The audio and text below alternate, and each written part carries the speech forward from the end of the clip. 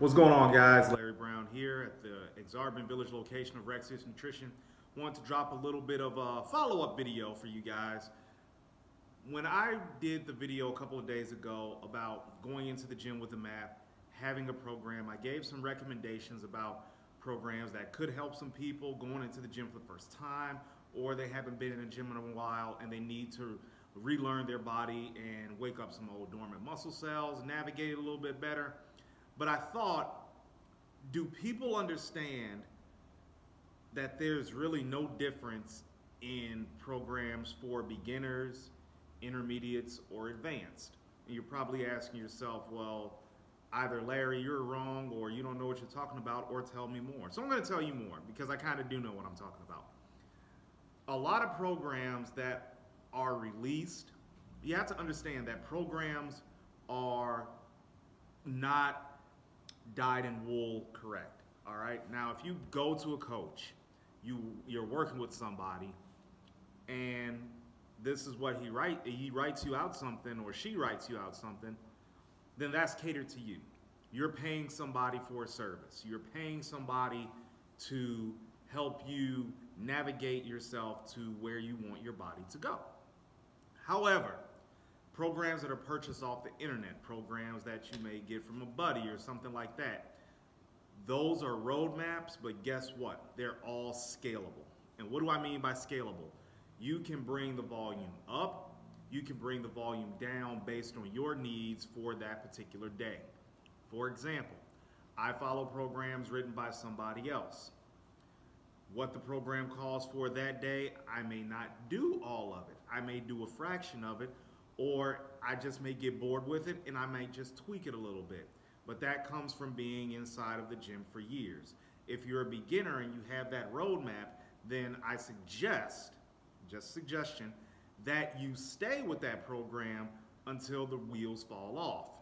However, if you're more advanced, if you've been in the gym for a while, if you've made progress that you're satisfied with and you kind of want to up the ante, or you're just generally hurting from a lot of inflammation or something like that, all programs that you buy off the internet or in ebook form, they are scalable.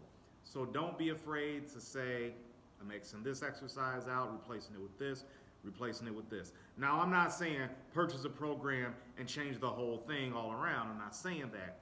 There should be some common factors, or there should be something that you take away from that program. You should do the bulk of it. Any program I get from, whether it's been John Meadows, Brandon Lilly, Dave Tate, any program that I purchased off a website, I did the bulk of the program first for a full 12 to 14 weeks.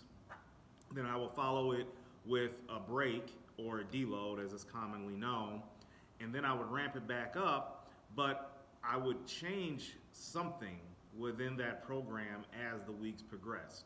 Sometimes I don't end up changing anything. It's okay, I like how it's going, I'm getting a really good pump, I'm really getting really good size off of this, so I'm gonna keep it rolling. But some days I may not be able to squat.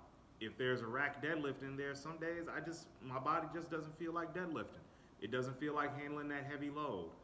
I see a bench press in a program, I'm liable to not do it just because I hate bench pressing. Keep in mind that all programs are scalable. So if you get something offline, there's something you don't agree with in there, or you physically cannot do it, then don't do it.